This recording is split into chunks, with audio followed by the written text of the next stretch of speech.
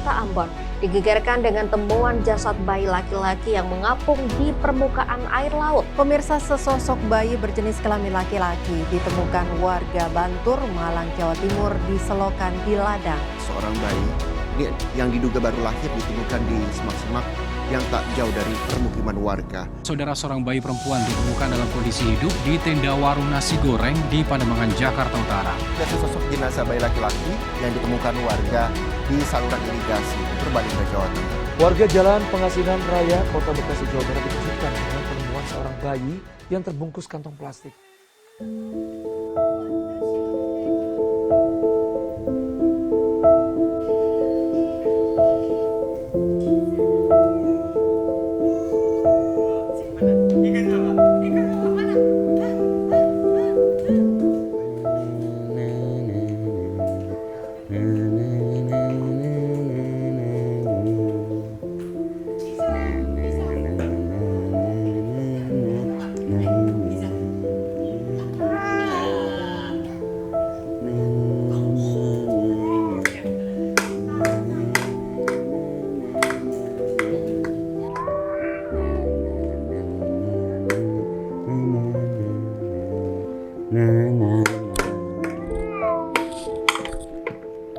Ya, pada awalnya saya merawat baby ini sendiri karena belum ada babysitter.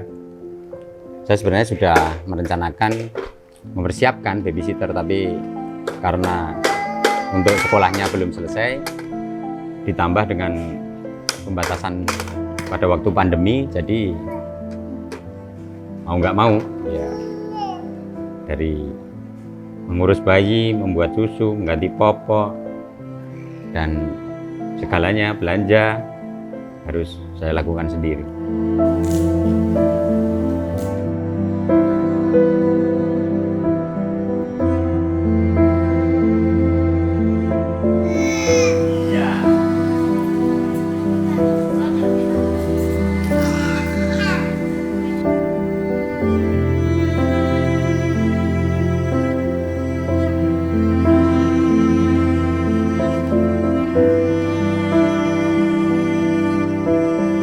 Good, thanks. How are you? I am from England.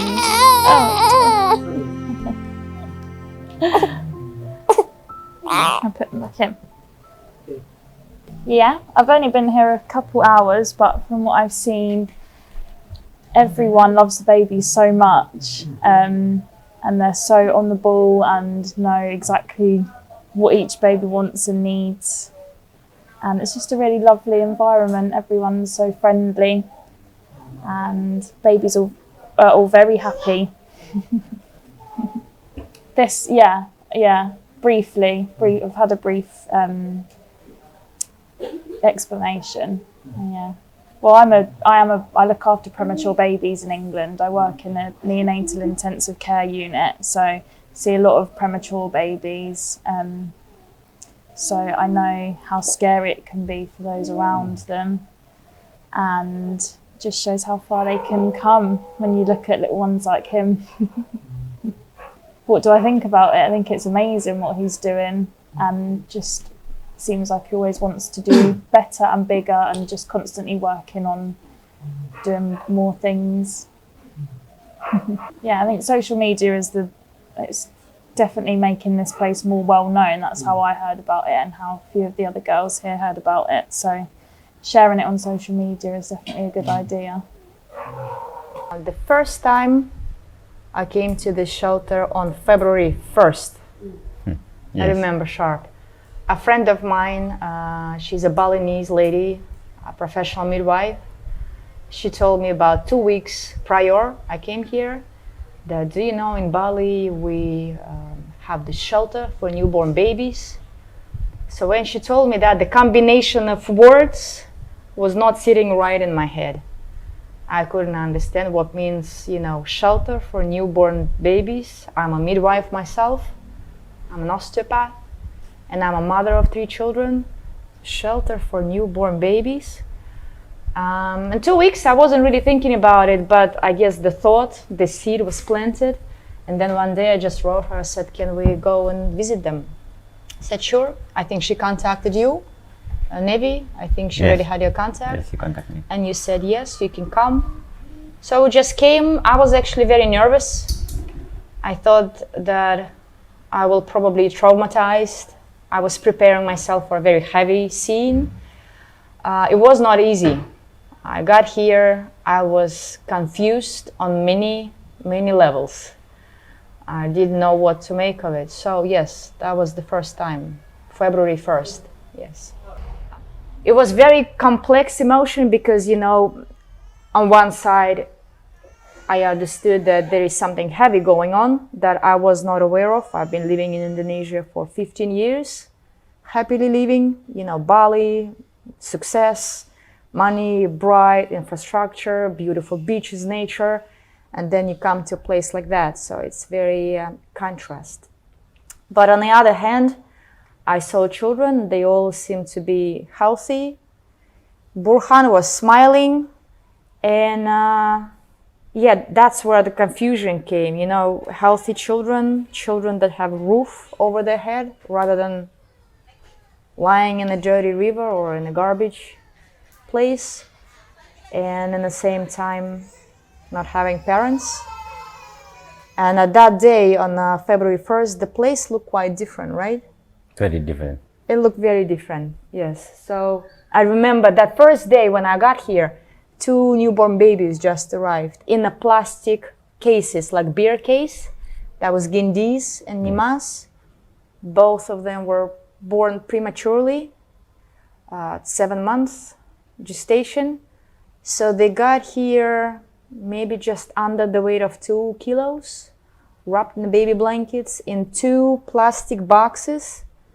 To me, it's like, I don't know, National Geographic, Animal Channel, that kind of material. You know, it's not something that you see every day. So I didn't even know where to begin with my questions. Like, why is it happening? Where these babies are coming from? And I remember Nevi, my midwife, the friend, she told me, you turn around. And I remember I have this video, and I turned around and I saw babies everywhere. Zahra, Tama, they were behind me just on a mattress, no sheets. And there was one rock here, storage shelf, just one, remember?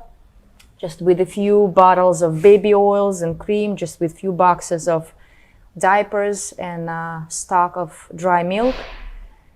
And yeah, I couldn't think straight, to be honest. The only thing that I could think when he came, because Burhan came a little later that day, there was a lot of visitors going on. Everybody was touching babies, picking them up. That was very confusing for me too, because other mother, I feel protective towards the children. Why strangers come, they pick them up, newborns. It was overwhelming. But then I saw him, and that's what I was thinking. I saw a very special, unique person. That was very clear. Just by intuition, you can see. I could see that he's probably one of the most unique that I've met so far. And I could see that he has a very strong mind at the same time. So he's not just out there, you know, just with a lot of heart, but I could see that he can get this place going and he can do a good and a very big thing. But he definitely needs someone on his side, someone who is just as strong, as organized and focused, because this is not a weight to be lifted by one person. It takes one person to move it, you know, and it's him. So I guess I'm inspired by what Burhan started. And that's the one thought that I had. I just cannot leave this place. Of course, I had to leave that day, but I told you that I will be back. This is it. You know, it happened. I met you, you met me. It's no going back. Yeah, since then, I'm here, and frankly, I cannot sleep well if I'm not putting my mind into this place, if I know that I haven't done in a day everything that could have been done. That's all I could have think that day.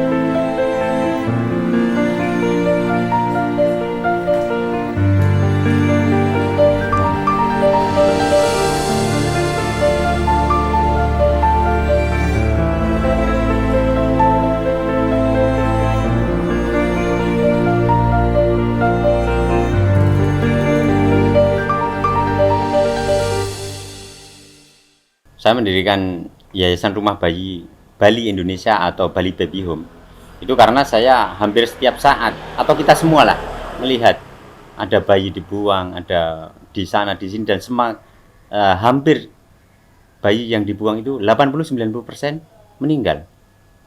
Bagi saya itu hal yang tidak bisa kita terima. Belum lagi bayi yang terlantar. Dari tahun ke tahun jumlah ini semakin banyak dan tidak ada upaya masif untuk menghentikan ini. Maka saya harus melakukan, dan saat ini saya sedang melakukan untuk menghentikan ini. Saya tidak akan berwacana, saya harus melakukan untuk menghentikan ini. Saya lihat tidak dan hanya sedikit jumlah panti asuhan yang menerima baby ini.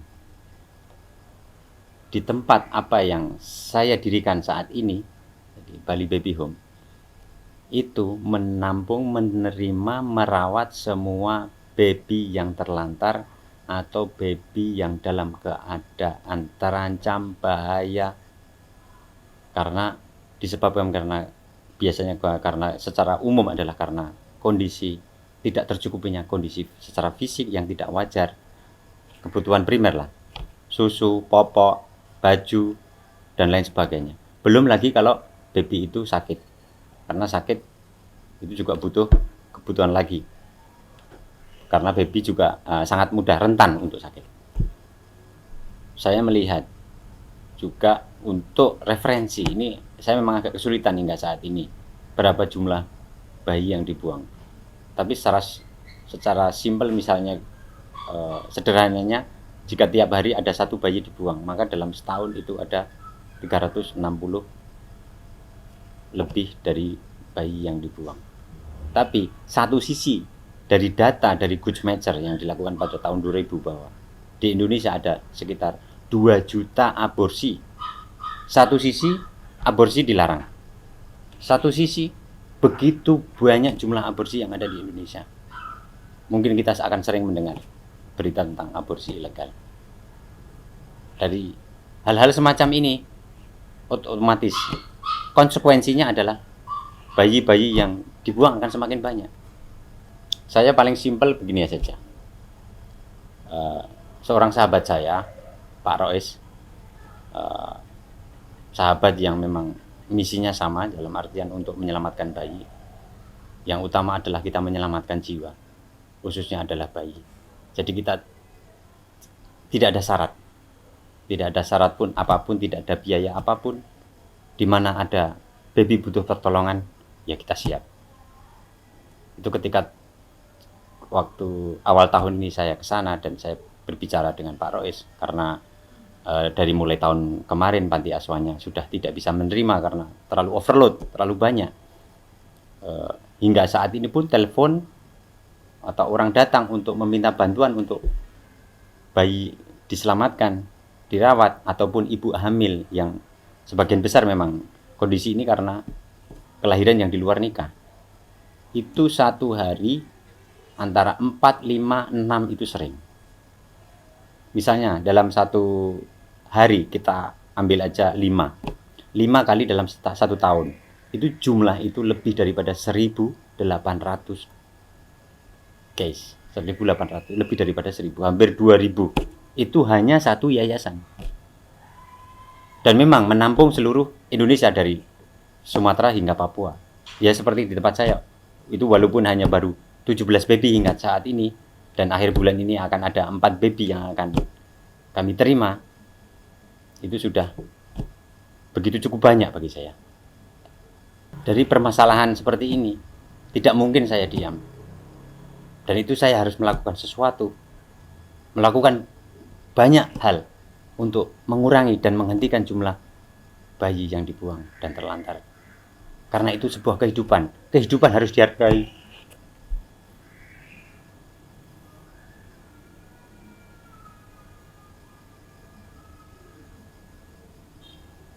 Dan saya sedang melakukan. Saya tidak berwacana. Saya ingin mereka hidup.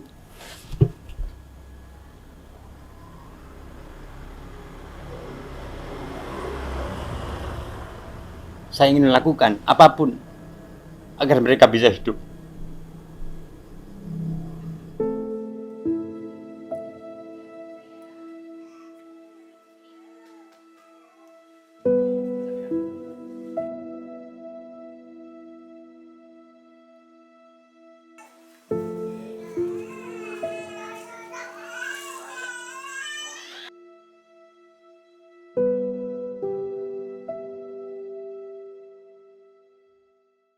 Awal bertemunya dengan Mas Burhan, itu dia telepon saya, kemudian dia menyatakan keinginannya untuk berbuat seperti yang saya lakukan, yaitu menolong orang-orang yang bermasalah dengan salah pergaulan.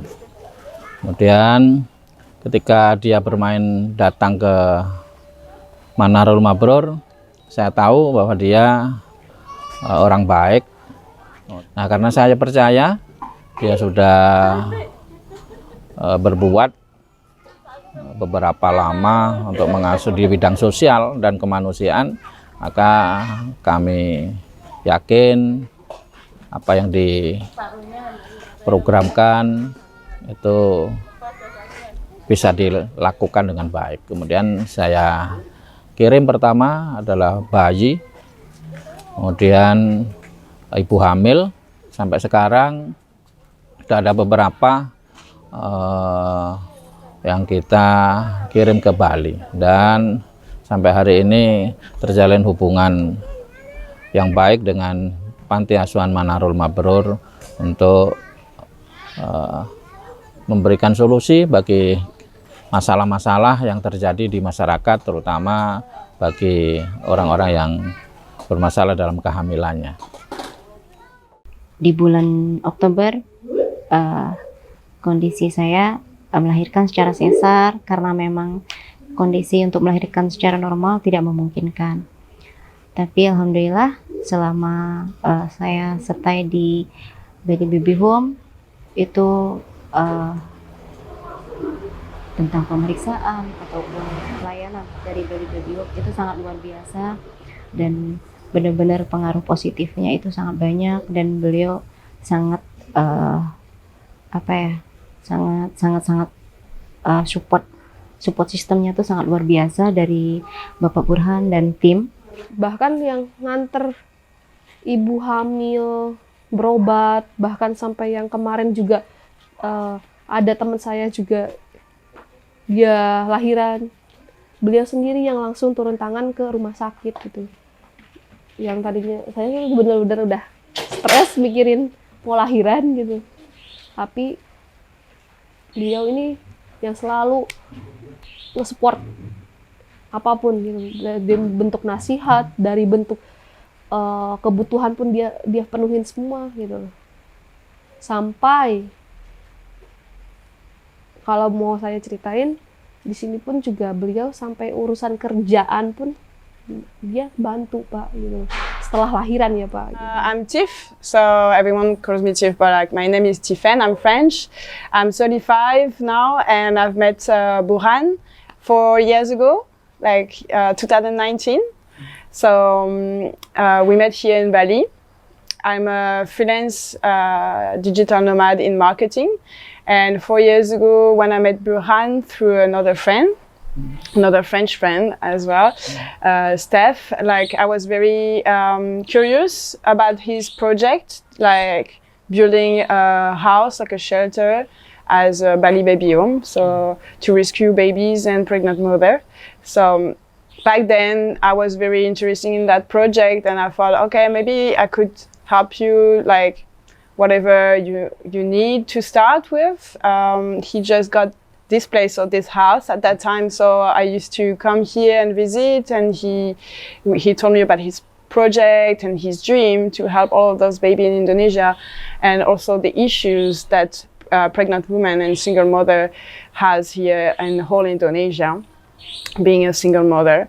And I felt like maybe little by little I could just speak about it and talk about it to some friends, and through that, and my family get involved as well, and we started first little crowdfunding back then in 2019, and we actually had a bit of money supporting with building the shelter with furniture and stuff, but then COVID happened, so Burhan had to stop. He couldn't like have babies here and rescue them, and yeah, and then last year, so with the border opening again after COVID, so he started to have more and more babies coming through his network, but also pregnant women, and we still like kept in touch during COVID time, and a little bit texting and asking like how are you and stuff. And I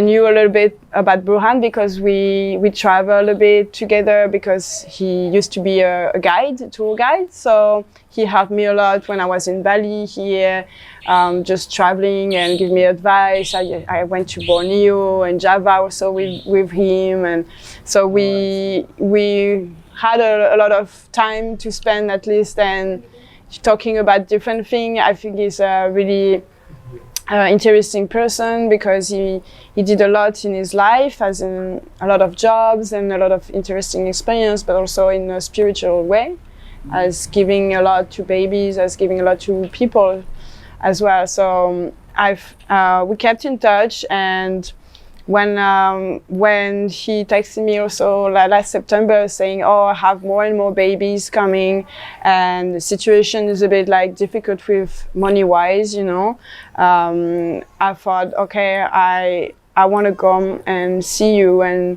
see how it is here, and see how you're doing with Bali Baby Home now.